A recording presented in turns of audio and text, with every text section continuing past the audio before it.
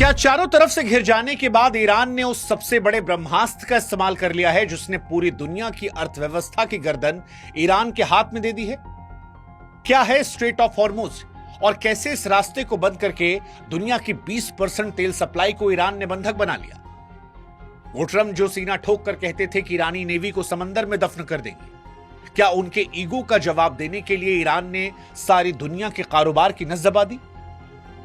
भारत में जो यह दावा हो रहा है कि स्ट्रेट ऑफ हॉर्मुज को भारत के लिए भी बंद किया गया है, सिर्फ रूस और चीन के लिए खोला गया, क्या यह सच है? और अगर यह सच है तो भारत ने जो न्यूट्रल स्टैंड लिया था, क्या उसकी कीमत भारत चुका रहा है? वो जो ओमान की खाड़ी में भारत के बिहार के कैप्टन आशीष और राजस्थान के दिलीप सिंह की मौत हुई, वो क्या केवल हादसा थी या फिर ईरान का भारत को तटस्थ रहने का जवाब था कि अगर आप हमारे लिए स्टैंड नहीं लेंगे तो फिर हम आपके साथ भी वही सहूलियत करेंगे जो हम दुनिया में बाकी देशों के साथ कर रहे हैं? सवाल और भी है कि क्या हमारे 37 जहाज और 1100 नाविकों को ईरान ने शील्ड की तरह अमेरिका के सामने इस्तेमाल करना शुरू कर दिया है? या फिर यह कहानी अलग है, यह रास्ता जो बंद हुआ है वो सिर्फ अमेरिका, इजराइल और यूरोप के जहाजों के लिए बंद है? इससे आगे सवाल यह भी कि क्या डोनाल्ड ट्रंप की ईरान को मिटाने की जिद अब एक आम भारतीय को अपनी जेब और किचन के बजट चुकानी पड़ेगी?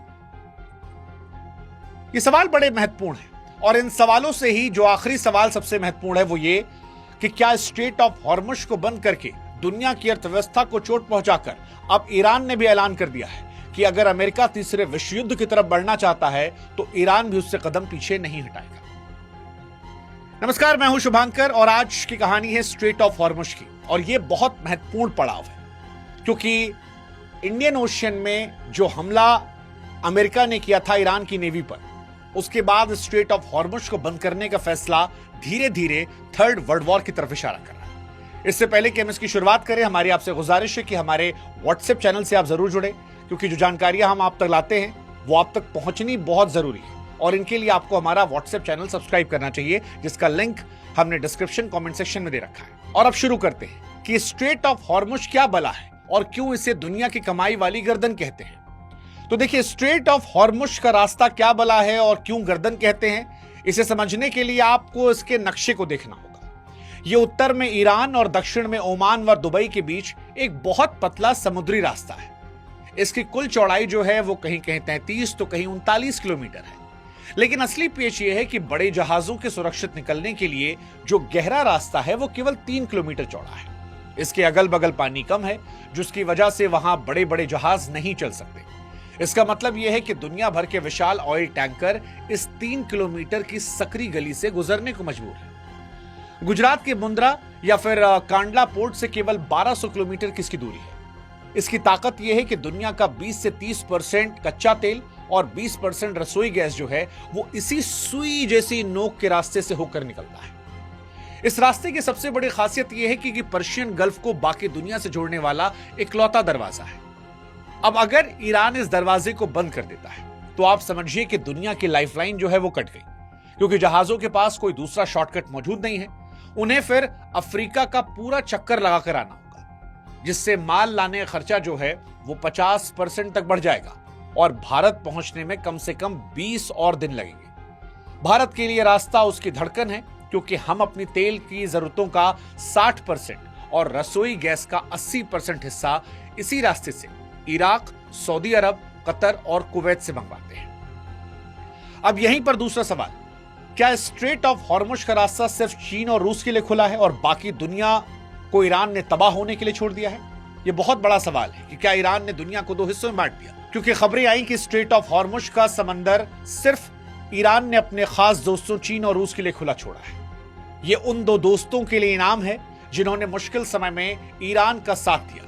लेकिन सवाल यह है कि क्या अमेरिका और यूरोप इस दबाव के आगे घुटने टेकेंगे या यह माने कि इसके चलते थर्ड वर्ल्ड वॉर की शुरुआत होगी? अमेरिका भले ही दुनिया का बड़ा तेल पैदा करने वाला देश हो, लेकिन ग्लोबल मार्केट में तेल की कीमतें इसी 3 किलोमीटर चौड़े रास्ते की हलचल से तय होती है। आज अमेरिका की सड़कों पर पेट्रोल की कीमतें तेजी से बढ़ रही हैं, जो ट्रंप के लिए मुसीबत है। यूरोप की हालत और खराब हो जाएगी, क्योंकि वो अपनी रसोई गैस के लिए पूरी तरह कतर की सप्लाई पर निर्भर है, जिसका रास्ता ईरान ने रोका है। इसके कारण यूरोप की फैक्ट्रियां बंद हो सकती हैं और आम लोगों के बिजली के बिल दोगुने हो जाएंगे। इजराइल के लिए भी ये लड़ाई अब जीने मरने की वजह बन जाएगी, क्योंकि ईरान ने समंदर के रास्ते बंद करने के साथ साथ मिसाइलों से घेराबंदी भी शुरू कर दी है। लेकिन सवाल यहां पर इजराइल अमेरिका वर्सेस ईरान से कहीं ज्यादा भारत को लेकर, क्योंकि ये तो आपस में लड़ मर रहे हैं, हो सकता है एक दूसरे पर न्यूक्लियर अटैक करके एक दूसरे खत्म कर दे। सवाल यह है कि भारत ईरान की दोस्ती वाली लिस्ट से क्या बाहर है, और जो 1100 भारतीय नाविक फंसे हैं उनकी जान का जिम्मेदार कौन है? क्योंकि आज सबसे चर्चा इसी बात को लेकर हो रही है कि भारत सरकार ने ईरान के मसले को लेकर स्टैंड नहीं किया। बहुत देर से सही भारत की तरफ से एक औपचारिक बयान सामने आया कि खामनेई की मौत से उन्हें दुख है, श्रद्धांजलि दी गई। भारत ने अब तक ईरान के मसले को लेकर कहीं स्टैंड नहीं लिया, चाहे वो उनकी नौसेना की बात की जाए जिसे अमेरिका ने डुबो दिया, या खामनेई की मौत की बात की जाए, 160 बच्चों की बात की जाए। और वहीं से भारत के विपक्ष ने आरोप लगाया कि जब भारत ने स्टैंड नहीं लिया तो ईरान ने रूस और चीन के जहाज सुरक्षित निकालने का रास्ता दिया, लेकिन भारत के लिए मना कर दिया। अब भारत के 37 जहाज और 1100 नाविक वहां मौत के साए में फंसे हैं।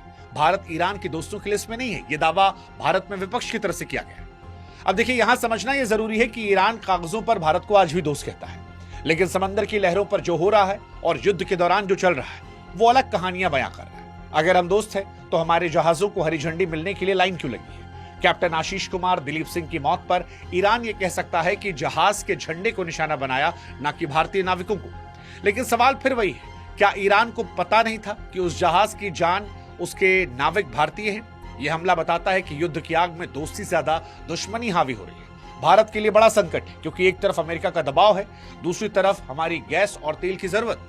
कुल मिलाकर हजारों भारतीय नाविक इस वक्त समंदर के उस पार जोखिम में हैं और उनकी सुरक्षा पर एक बड़ा सवालिया निशान है। हालांकि कुछ मीडिया रिपोर्ट ये भी कह रही है कि ईरान ने रास्ता केवल अमेरिका, इजराइल और यूरोपीय देशों के लिए बंद किया है, बाकी दुनिया के लिए उसने बंद नहीं किया है। लेकिन इसको लेकर क्योंकि छन छन कर खबर आ रही है, इसके लिए पूरी स्पष्टता होना जरूरी है। अगर ये रास्ता केवल चीन और रूस के लिए खुला है तो फिर इस युद्ध का खामियाजा हमें आपको भी अपनी जेब से चुकाना पड़ेगा। वैसे भी आने वाले समय में हमारी आपकी जेब पर असर पड़ने वाला है, क्योंकि सिर्फ तेल ही नहीं, भारत के लाखों लोग भी इन देशों में काम करते हैं। उनका घर, उनका पैसा भी इसी रास्ते की शांति पर टिका है। स्ट्रेट ऑफ हॉर्मुज लाखों भारतीयों की कमाई और खेती का भी जरिया है। दरअसल स्ट्रेट ऑफ हॉर्मुज सिर्फ तेल नहीं, बल्कि भारत के लाखों लोगों के घर और पैसे का भी रास्ता है। हाँ, अगर यह रास्ता हफ्तों तक बंद रहता है तो भारत में खेती की खाद और ट्रांसपोर्ट और बिजली जैसे सेक्टर पर बुरा असर पड़ सकता है, जिसकी हमने कल्पना नहीं की। हमारी पेट्रोल, डीजल, रसोई गैस की पूरी सप्लाई इस पतली गली के भरोसे है।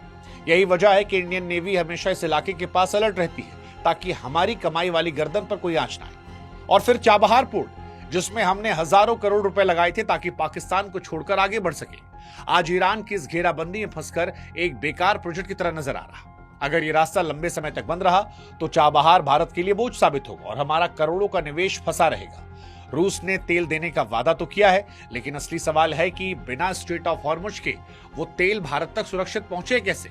अगर हमें अफ्रीका का चक्कर लगाकर तेल मंगाना पड़ा तो ट्रांसपोर्ट का खर्चा इतना होगा कि आम आदमी की कमर टूट जाएगी और रसोई गैस और तेल के दाम जो है वो 7वें आसमान पर पहुंच जाएंगे। अब सवाल है कि क्या भारत की आजाद विदेश नीति महासंकट की परीक्षा में पास होगी? देखिए, भारत ने हमेशा अपनी आजाद सोच और सबसे अच्छी दोस्ती की बात की है, लेकिन आज उसका असली इम्तिहान है। भारत ने अमेरिका के दबाव के बावजूद रूस से S-400 खरीदा, ईरान से दोस्ती रखी। अब वक्त ये देखने का है कि हमारी आजाद नीति क्या काम आती है। क्या प्रधानमंत्री मोदी और रूस के राष्ट्रपति पुतिन की दोस्ती भारत के लिए स्ट्रेट ऑफ हॉर्मुज के वो बंद दरवाजे खोल पाएगी? वो जो 1100 भारतीय नाविक की जान और 140 करोड़ लोगों की जेब का फैसला है, वो केवल युद्ध के मैदान में नहीं बल्कि बातचीत की मेज पर भी होगा।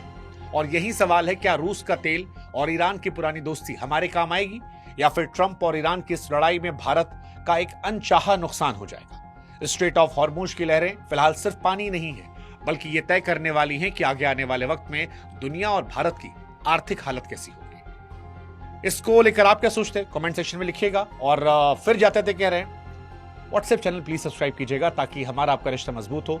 ये सारे वीडियोस बिना इंतजार के आपको आपके व्हाट्सएप मिल सके। नमस्कार।